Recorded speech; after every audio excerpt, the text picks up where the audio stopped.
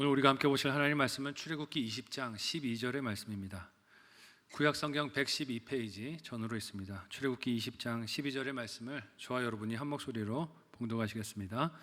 내 부모를 공경하라. 그리하면 내 하나님 여호와가 내게 준 땅에서 내 생명이 길리라. 아멘. 함께 읽은 본문의 말씀을 가지고 부모 공경과 하나님 사랑이라는 제목으로 말씀 나누도록 하겠습니다. 재작년이죠. 2023년 10월 달에 청주의 한 아파트에서 40대 어머니가 중학생 아들이 휘두른 흉기에 맞아 사망하는 비극적인 사건이 있었습니다. 사건 당시 이 중학생 아들은 엄마에게 놀이터에서 노는 아이들의 소음이 심하니 엄마가 좀 조용히 시켜달라고 요구를 했다고 합니다. 근데 엄마가 이렇게 말했다 그래요. 명절 기간인데 아이들이 좀 놀이터에서 시끄럽게 노는 거 이해해줘야 되지 않겠냐. 좀 네가 참아라. 시끄러운 게 명절에 당연하다라고 말을 했다고 합니다. 근데 이 중학생 아들이 어머니의 이 말에 불만을 품고 직접 경찰에게 신고를 했대요. 그래서 민원 전화를 넣는 것이죠. 시끄러우니까 경찰이 와서 애들 좀 조용히 시켜달라는 것입니다. 이 보고 있었던 엄마가 속이 얼마나 답답했을까요? 그래서 아들에게 그랬다는 거예요. 남을 배려하지 않고 자기 권리만 그렇게 주장하고 어떻게 그렇게 살 수 있느냐라고 좀 꾸중을 했대요. 그랬더니 이 아들이 격분해서 주방에 들어갔다가 흉기를 들고 나와서 엄마에게 휘둘러 엄마를 살해하게 된 것입니다. 결국 이 아들은 경찰에게 체포되어 재판을 기다리게 됐는데 이 기간 동안에 정신감정 등을 받으며 병원에 입원하는 과정이 있었다 그래요. 그런데 그렇게 입원하면서 가족들과 지인들을 만나는 자리에서 이런 얘기를 했다고 합니다. 나는 중학생인데 촉법소년 아니냐. 미성년이라는 것이죠. 정신감정을 받아서 만약에 내가 질병이 있는 게 드러나게 되면 아마 감형될 거다라는 말도 했다고 합니다. 이게 뭘 뜻합니까? 이게 우발적인 게 아니고 때를 보고 있었던 거예요. 엄마에 대해서 불만을 품고 있다가 언제 내가 이걸 할까 하는 것을 이리저리 알아봤다는 것을 보여줍니다. 그러나 이 중학생 아들은 자기 생각과 달리 국민들이 참여하는 국민참여재판에서 배심원 9명이 유죄를 선언했고 존속 살해의 죄명으로 징역 20년을 선고받았다고 합니다.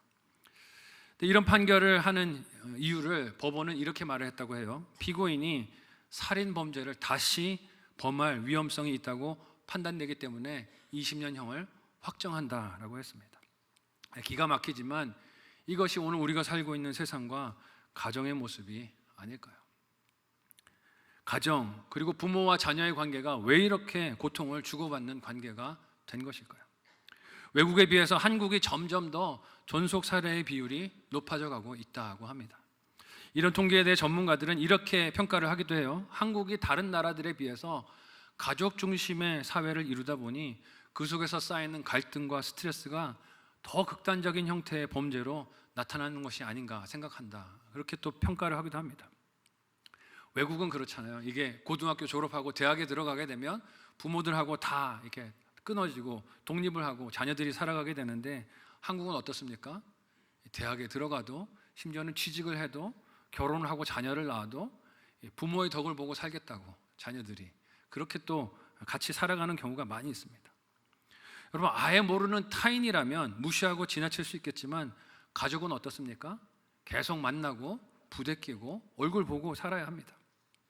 이런 상황에서 시대적으로는 사람을 바라보는 시각들이 물질적이고 효율과 효과를 계산하다 보니 부모와 자녀가 서로를 바라보는 시선도 그 계산의 영향 아래 있는 것이 아닌가 하는 생각이 듭니다. 결국은 죄가 부모와 자녀의 관계도 깨트리는 역할을 하는 것이죠. 죄의 영향 아래 자녀는 부모를 무엇으로 따집니까? 부모의 능력으로 따지고 자기 유익이나 만족의 정도에 따라서 부모의 존재 가치를 따지기도 합니다. 그래서 부모님 생각할 때 누구랑 비교합니까? 옆에 있는 다른 부모님과 비교하면서 내 옆에 부모들은 자녀한테 이런 저런 것도 해주던데 내 부모는 왜 이것도 안 해주냐 비교하고 평가하고 판단하기도 해요. 자기 기준에 따라 불평과 원망을 자기 부모를 향해 쏟아놓습니다. 근데 이런 모습은 요즘 세상에서 부모가 자녀를 바라보는 모습에서도 크게 다르지 않은 것 같아요. 자녀들을 부모들은 무엇으로 바라봅니까? 자녀의 학업 성적이나 들어간 대학 혹은 취업한 직장이나 그 직장에서 연봉이나 결혼 여부를 따지면서 부모도 자기 자녀들을 어떤 기준으로 볼 때가 많습니까? 세상의 기준과 잣대로 보는 것이에요. 세상이 평가하는 방법과 기준을 따라 내 자녀들을 그렇게 대하고 평가할 때가 많기 때문입니다. 애굽 땅에서 노예로 430년을 살았던 이스라엘 백성들은 어땠을까요? 사람을 보며 존재 가치를 평가하는 기준이 애굽 땅은 무엇이었을까요? 노동력의 유무였을 것입니다. 그 영향력 아래 있지 않았을까요? 그러나 하나님은 십계명을 통해 자기 백성이 사람을 보는 시선, 특별히 오늘 본문의 부모를 향한 마음이 세상과는 달라야 함을 말씀하십니다. 이유가 무엇일까요? 부모를 공경하며 사랑하는 것이 하나님 사랑과 이어져 있기 때문인 줄 믿으시기 바랍니다. 그저 부모를 사랑하는 게 아니라 부모를 사랑하는 것은 누구를 향한 사랑에 이어지는 겁니까? 하나님을 향한 사랑에 이어진다는 것이에요. 이 둘은 별개가 아니라 하나로 연결된 하나님 사랑에 대한 말씀이기도 한 것입니다. 하나님은 왜 부모 공경함을 사람에 대한 계명의 가장 처음 말씀으로 주시는 것일까요? 4계명까지 안식일을 지키라 하는 말씀까지 하나님을 사랑하는 방법에 대한 말씀이었는데 5계명부터 사람을 향한 사랑을 말씀하시는데 그 첫 번째가 부모 공경입니다. 부모 사랑이에요. 부모 공경에 담으신 하나님의 부르심과 기대가 무엇일까요? 오늘 두 가지로 생각해보고 우리의 신앙생활과 삶에 적용되기를 원합니다. 첫 번째로 부모 공경은 생명에 대한 감사인 것을 잊지 않는 저와 여러분들이 되시면 좋겠습니다. 우리는 십계명을 계속 살펴오고 있습니다. 하나님이 이 십계명을 언제 이스라엘 백성에게 어디서 주셨습니까? 이스라엘 백성들이 애굽을 떠난 지 3개월 되는 시점에 시내산 앞에 시내 광야에서 이 말씀을 십계명을 주셨습니다. 주시기로 약속한 땅에 도착하기도 전에 이 계명을 주시고 계세요. 이유가 무엇일까요? 주실 땅을 하나님의 뜻대로 잘 경영하고 다스리도록 양육하시기 위해서 먼저 법을 일러주시는 게 아니겠습니까? 왜냐하면 이제까지 이스라엘 백성들은 430년을 애굽에서 노예로 살며 노예의 가치관과 노예의 생각으로 노예의 시각으로 사람을 바라보며 일을 평가하며 시간과 물질을 노예의 관심대로 그렇게 사용해 왔기 때문입니다. 그런 가치관으로 보면 나이가 들고 일을 할 수 없는 부모는 어떤 존재일까요? 부담스럽고 힘든 존재로만 여겨졌을 거예요. 왜냐하면 사람을 인격이 아닌 기계처럼 대했던 애굽 사람들에게 그런 기능을 하지 못하는 사람은 존재 가치가 없다라고 여겨졌을 것이기 때문에 그렇습니다. 한번 생각해 보세요. 노예인데 일을 못해요. 그러면 있을 필요가 있습니까? 없습니까? 없다고 생각을 했겠죠. 근데 이런 가치관은 출애굽기 말씀 속 애굽에게만 있는 것이 아닙니다. 오늘 우리나라, 우리 사회의 가치관도 어떻습니까? 사람을 경제적인 활동을 할 수 있는가 아닌가로 평가할 때가 많습니다. 그런 가치 속에서 더 이상 생산적인 활동을 하지 못하고 경제 성장에 기여할 수 없는 세대 인구가 많아지는 것을 이 사회는 뭐라고 부릅니까? 문제라고 불러요. 문제. 그래서 무슨 문제라고 합니까? 노인 문제라고 불러요. 어쩌다 우리 어르신들이 문제가 되셨습니까? 근데 사회가 그렇게 만들어요. 언어를 가지고 그렇게 부르는 것이죠. 문제라고 부르며 부담스러워합니다. 우리 주변에 점점 늘어가고 있는 요양원들, 그리고 그 가운데서 일어나는 돌봄과 관련된 문제와 이와 관련해 들려오는 사건, 사고의 뉴스들이 사람을 이 시대가 어떻게 보고 있는가 하는 것을 우리로 느끼게 합니다. 사람을 바라보는 시각이 꼭 기계를 대하는 것 같습니다. 그런 감정을, 그런 느낌들을 병원에서도 받을 때가 많이 있어요. 병원에서 진료를 받고 질병을 진단받고 치료를 받는 과정에서도 사람인데 사람이 아니라 무슨 느낌이 듭니까? 기계가 된 것 같다는 생각이 들 때가 많이 있어요. 물론 일하느라고 힘드셔서 우리 의사들, 간호사님들 그러시겠지만 어떤 때는 사람으로 나를 대해주는 게 아니라 마치 기계 부품을 처리하듯이 대하는 것 같다 하는 감정을, 느낌을 받을 때가 많습니다. 심지어 일할 때도 그렇지 않습니까? 저도 과거에 가게에 도움이 되겠다고 선풍기 공장에서 일을 해본 적이 있어요. 안 그렇게 생겼죠? 험한 일 많이 해봤어요. 선풍기 공장에 들어가서 돈 좀 벌겠다고 아르바이트를 한 적이 있는데 생산이 되는 컨베이어 벨트에 쭉 사람들이 서서 부품을 하나씩 조립하면서 일을 합니다. 그런데 속도가 조금만 빨라지면 얼마나 힘든지 몰라요. 빨리빨리 일을 처리해야 되니까. 근데 그걸 빨리 처리 못하면 뒤에서 작업 반장이 뭐라고 얘기할까요? 어금니를 꽉 깨물고 뒤에 와서 빨리 좀 더 빨리 하라고. 못하면 일당 받아가겠냐고 한마디 하는 것이죠. 근데 그런 말을 들을 때 제가 어떤 느낌이 들까요? 사람이란 느낌보다 무슨 느낌이 들어요? 내가 기계인가 하는 느낌이 듭니다. 요즘 생업이 힘드신 분들이 부업으로 물류센터에 가서 일들을 좀 하신다 그래요. 근데 물류센터에 가서 이렇게 탁송을 위해서 배송을 이렇게 분류하는 작업들을 하는데 거기도 그렇다는 거예요. 속도를 올리고 빨리빨리 작업을 하라고. 그럼 그 일을 하루 종일 하고 나오면 내가 사람인지 기계인지 모르겠다는 것입니다. 어떤 사람이 나에게 경제적인 가치가 있는지 없는지로 사람의 가치가 분류되고 그 분류에 따라 대우를 받기 때문입니다. 근데 하나님은 부모를 공경하라 말씀하시면서 그 이유를 세상의 가치를 매기는 실용적인 가치 혹은 이익 유무에 두지 않으세요. 오히려 부모 공경에 대한 계명에 하나님이 어떤 약속을 두십니까? 함께 오늘 본문을 한 목소리로 읽어보도록 하겠습니다. 같이 읽습니다. 시작. 내 부모를 공경하라. 그리하면 내 하나님 여호와가 내게 준 땅에서 내 생명이 길리라. 아멘. 부모를 공경하면 뭘 길게 해주신대요? 내 생명을 길게 해주시겠다고 하십니다. 하나님은 부모를 공경하라 하시며 그 명령에 순종하는 것이 하나님이 이스라엘 백성들에게 주시는 그 땅에서 그들의 생명이 길어질 약속이 실현될 것임을 말씀하십니다. 왜 하나님께서 부모 공경에 생명에 대한 약속을 포함시키실까요? 부모가 그 생명의 전달자로 쓰임을 받는 하나님의 청지기이기 때문인 줄 믿으시기 바랍니다. 우리의 생명을 누구를 통해 받았습니까? 우리의 부모들을 통해 받았어요. 그 생명의 가장 근원은 하나님이시지만 하나님은 부모를 통하여 그 생명이 자녀에게 이어지게 하셨습니다. 이 사실 하나만으로도 우리의 부모님들은 공경받고 사랑을 받으셔야 하는 존재인 것을 잊지 않으셨으면 좋겠어요. 하지만 오늘 자녀의 모습들은 어떻습니까? 부모를 통해 받은 생명에 대해서 감사하기보다는 다른 많은 것들을 원하고 요구하며 불평과 원망을 쏟을 때가 많습니다. 철없을 때 그럴 수도 있죠. 자녀였을 때, 많이 어렸을 때는 엄마가 아빠가 나한테 해준 게 뭐가 있어. 그렇지만 좀 철들고 나면 좀 깨달아야 되지 않겠습니까? 근데 자라고 나서도 우리가 부모들에게 그럴 때가 많다는 것이죠. 그렇지만 사실 자녀는 부모로부터 이미 가장 소중한 선물을 받은 존재들입니다. 그것이 무엇입니까? 생명이에요. 생명을 선물 받았어요.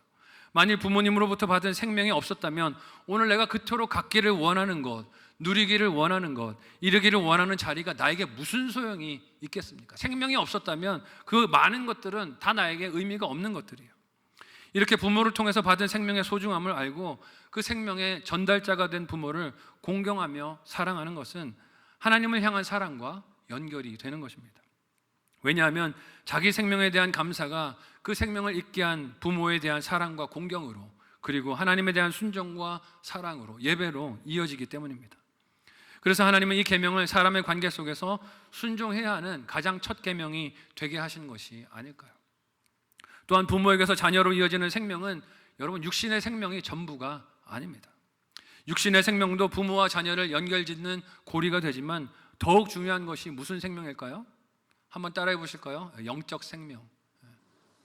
영적 생명이 연결되어야 하지 않겠습니까? 더욱 중요한 것은 영적 생명이라는 것이에요. 그래서 하나님은 자기 백성의 부모들에게 하나님의 말씀을 먼저 부모들이 마음에 새기고 이걸 자녀들에게 부지런히 가르치라고 말씀하십니다. 신명기 6장 6절에서 7절 말씀을 한 목소리로 읽어보도록 하겠습니다. 같이 읽습니다. 시작.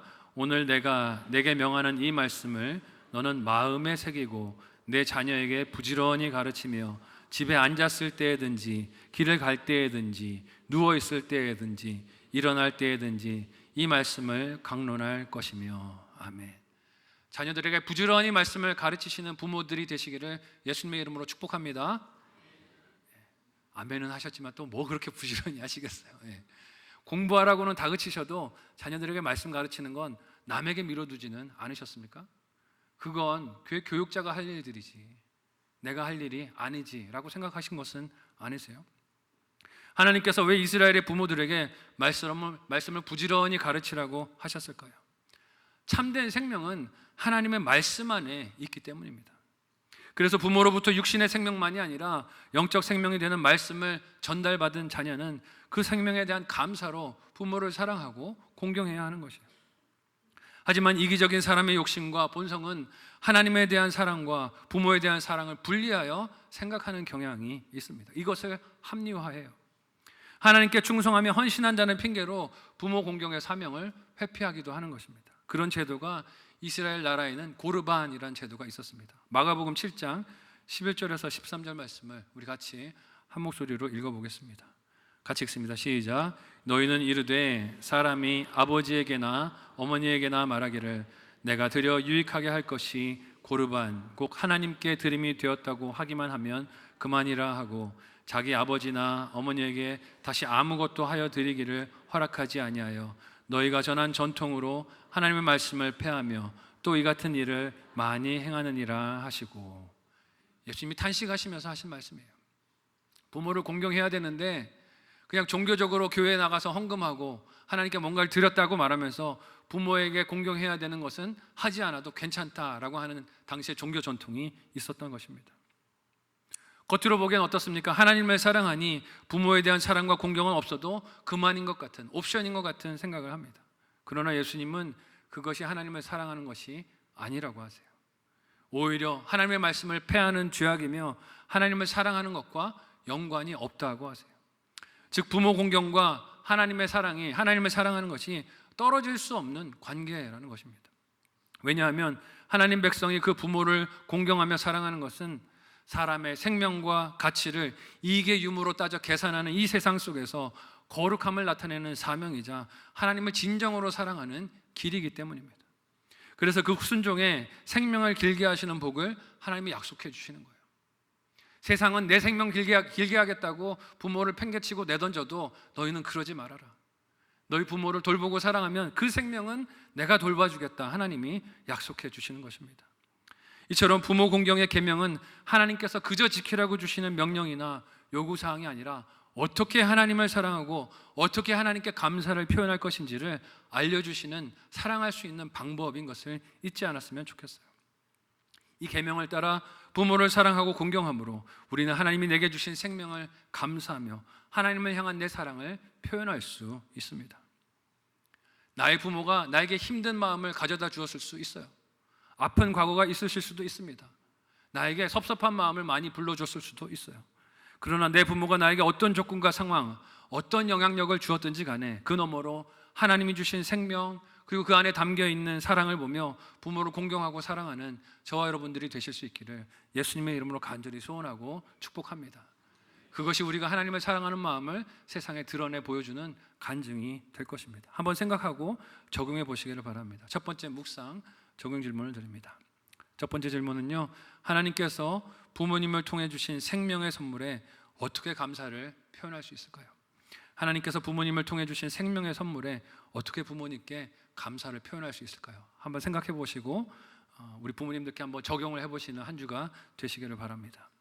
두 번째로, 부모 공경은 이웃사랑의 출발점이 됨을 말씀하세요. 요즘 우리는 십계명 말씀을 살펴보고 있지만 유대인들은 율법을 전통적으로 613가지로 그렇게 보고 있습니다. 긍정적인 계명 248개와 부정적인 계명 365개가 합쳐져서 모두 총 613개의 율법이 있다, 계명이 있다고 유대인들은 봐요.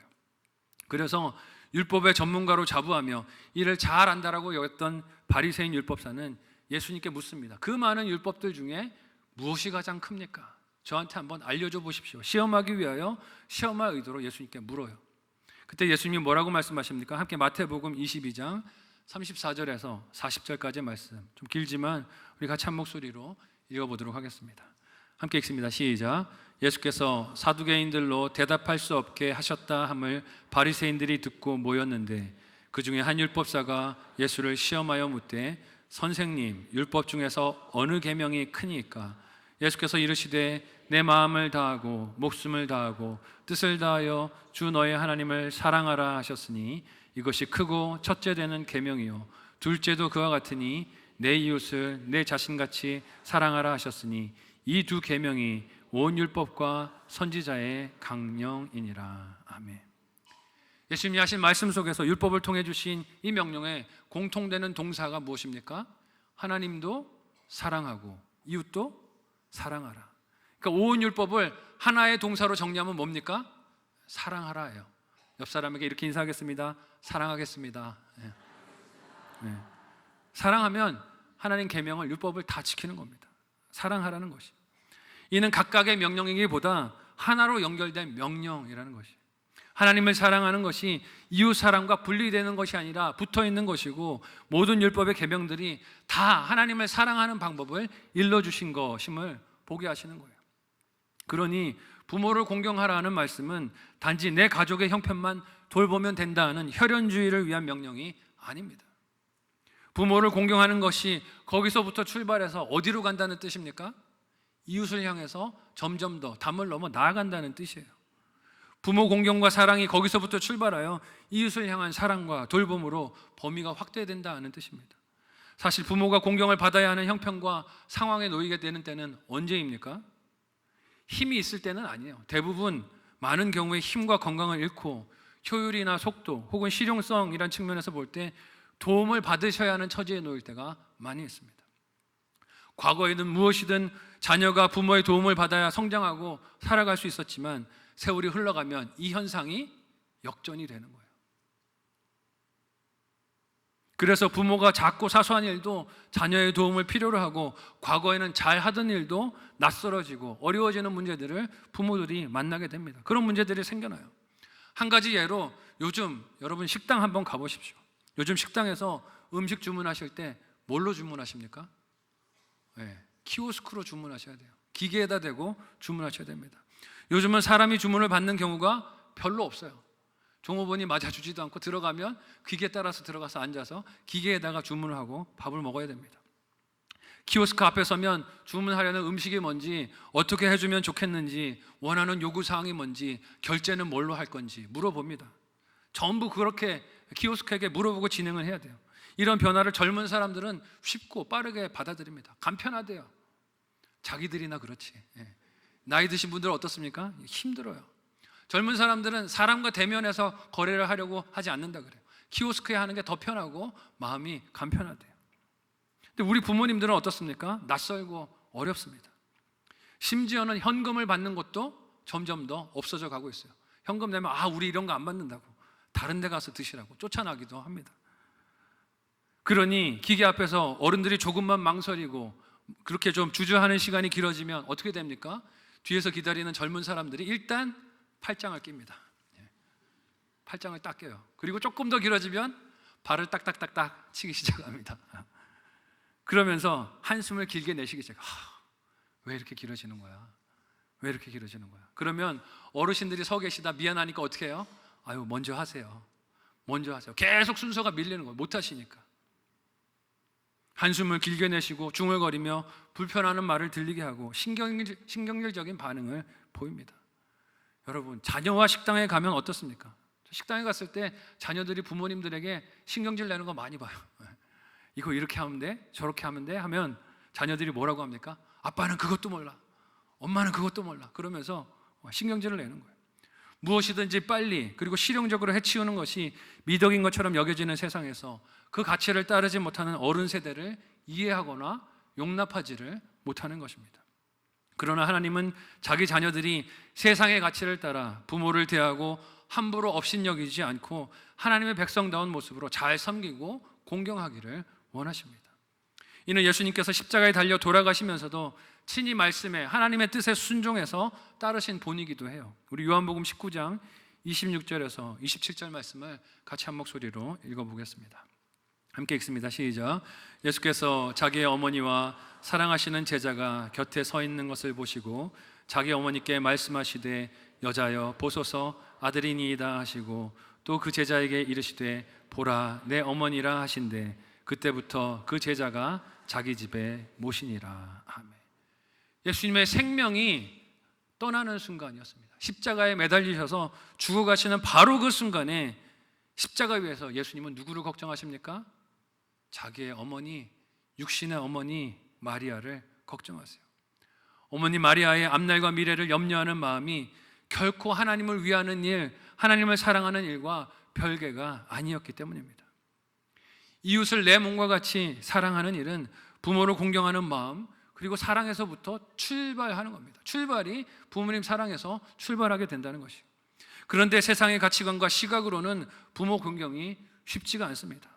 자꾸만 효율과 실용성을 따지게 되고 그 가치로 보면 부모를 공경하는 일이 낭비인 것 같고 쓸모없는 일인 것 같이 여겨지기도 해요.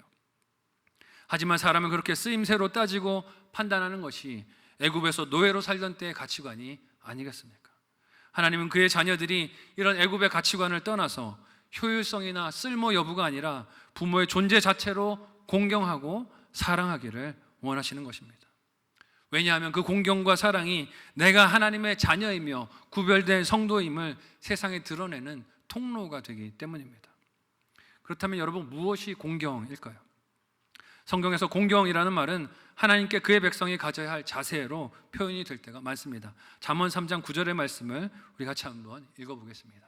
같이 읽습니다. 시작. 내 재물과 내 소산물의 처음 익은 열매로 여호와를 공경하라. 뭘로 여호와를 공경하라고요? 내 재물로, 소산으로, 물질로 하나님을 공경해야 한다는 뜻입니다. 이사야 29장 13절은 무엇이라고 말씀합니까? 함께 한 목소리로 읽어보도록 하겠습니다. 같이 읽습니다. 시작. 주께서 이르시되 이 백성이 입으로는 나를 가까이 하며 입술로는 나를 공경하나 그들의 마음은 내게서 멀리 떠났나니 그들이 나를 경외함은 사람의 계명으로 가르침을 받았을 뿐이라. 아멘. 뭘로 공경해야 된다고 하세요? 마음으로, 생각으로, 입술로 공경하는 게 아니라 마음으로 공경을 해야 한다고 하세요. 여기서 볼 수 있는 공경의 뜻은 물질로 봉양하며 부모의 필요를 돌봄을 필요하는 일들이 있다는 것입니다. 애굽에서 사람을 보고 평가했던 가치관을 생각했다면 노동력을 상실한 사람은 존재 가치도 사라진 것 아니겠습니까? 하지만 하나님은 사람을 그렇게 보지 않으시기에 자녀가 노동력을 상실한 부모라도 부모로부터 받은 생명을 감사하며 사랑으로 물질적으로 돌보고 헌신하라 원하십니다. 또한 부모를 공경한다는 것은 어떤 구체적인 행동이나 또는 태도를 뜻하는 것일까요? 부모와 함께 앉아서 대화 좀 하라는 거예요. 부모님이 하시는 말씀을 좀 들으라는 것이에요. 요즘 젊은 세대는 어른 세대가 빠른 변화를 따라가지 못하는 것, 과거 이야기를 하는 것, 가르치려 드는 것을 답답해하고 멸시하는 경우가 많습니다. 그래서 어른이 무슨 얘기만 하면 또 시작됐네, 또 나온다 라떼, 그만 했으면 좋겠다 하고 벌써 시작부터 귀를 막으려고 할 때가 많지요. 그것이 부모나 어른들을 향한 핍박과 폭언 혹은 경멸하는 언어로 드러나기도 합니다. 심지어는 자녀가 부모에게 폭언을 퍼붓고 폭행을 하거나 존속살해까지도 일어나요. 이런 시대에 부모 공경이 무엇이겠습니까? 좀 마주 앉아서 듣는 거예요. 부모님이 하신 이야기를 듣고 경청하고 시간을 보내며 그 이야기 속에서 지혜를 배우며 나에게 이어져야 할 신앙과 하나님의 사랑을 수용하는 것 아니겠습니까? 근데 우리는 부모님과 앉아서 대화를 시작하면 조금만 길어지면 어떻게 됩니까? 견디지를 못해요. 아, 이거 또 시작됐네, 언제 끝날까를 생각하며 다른 생각에 골몰할 때가 많습니다. 세상은 자기 소견에 옳은 대로 부모 공경의 여부를 결정하려 들지만 하나님의 자녀는 부모 공경의 계명을 말씀대로 순종하는 것입니다. 왜냐하면 그 말씀은 사람의 조건을 따라 판단해서 순종 여부를 판단할 문제가 아니기 때문이에요. 생명을 주신 하나님의 뜻과 사랑을 믿으며 자녀된 사명에 순종하는 것이 부모를 공경하는 것임을 잊지 않았으면 좋겠습니다. 이런 부모 공경이 하나님이 우리에게 원하시는 이웃 사랑을 향하여 나아가는 출발점인 것을 잊지 않았으면 좋겠어요. 첫 단추가 깨지지 않는데 그 다음 단추가 깨어지겠습니까? 부모를 사랑하고 공경하는 게 출발이 안 되는데 그 나머지 일들이 어떻게 가능해질 수 있겠습니까? 그러므로 우리의 부모를 공경하고 하나님의 자녀된 나를 세상에 증거하는 사명자들이 다 되실 수 있기를 예수님의 이름으로 간절히 소원하고 축복합니다. 한번 생각하고 묵상하고 또 적용해 보시면 좋겠어요. 마지막 묵상 적용 질문 드립니다. 첫 번째는요, 부모님과 대화할 때 친절하십니까? 부모님과 대화할 때 친절하십니까? 바뀌어야 할 나의 말투와 태도는 무엇입니까? 생각해 보시면 좋겠어요. 두 번째, 부모님의 필요를 알고 계십니까? 부모님의 필요를 알고 있습니까? 그 필요를 돕고 섬길 구체적인 일, 방법은 무엇일까요? 생각해 보시고 이 한 주도 이 말씀을 순종하는 적용에 승리하셨으면 좋겠습니다. 사실 오늘 말씀을 준비하면서 제 안에 찔림과 부담이 많았습니다. 설교 원고를 다 쓰고 이렇게 읽어보는데 마지막으로 읽어보다가 제 안에 이런 생각이 드는 거예요. 무슨 생각이었을까요? 너나 잘해라. 야, 너는 그렇게 하고 있냐? 마음에 확 찔림이 왔어요. 왜냐하면 제가 담임 목사 사명을 받으면서 제 본가나 처가의 어머님들께 참 많이 모자라고 부족한 공경이 보였기 때문입니다. 바쁘다는 핑계로 찾아뵙는 일도 너무 뜸해졌고 연락도 잘 못 드리고 드리는 용돈도 너무 약소하다는 생각이 들었어요. 죄송한 마음이 많습니다. 양가의 어머님들이 다 먼저 남편분들을 빨리 잃으시고 이렇게 혼자 과부가 되셨거든요. 그래서 독거노인이세요. 독거노인. 혼자 지내고 계십니다. 홀로 지내는 중에 계신데 제가 참 감사의 표현도 사랑의 표현도 많이 부족하다는 생각을 합니다. 부모에 대한 사랑과 공경은 하나님을 사랑하는 신앙과 결코 별개일 수 없습니다. 떨어져 있는 게 아니에요. 왜냐하면 부모는 나에게 생명을 선물로 주신 하나님의 그 사랑의 통로이자 이웃 사랑의 출발점이기 때문에 그렇습니다. 우리 가운데에는 부모님이 벌써 돌아가셔서 오늘 말씀이 마음 아프게 다가오는 분들도 계실 것입니다. 하지만 성도에게 부모는 꼭 혈연 관계만이 아님을 잊지 않으셨으면 좋겠어요. 성도는 예수 안에서 다 한 가족이 아닙니까?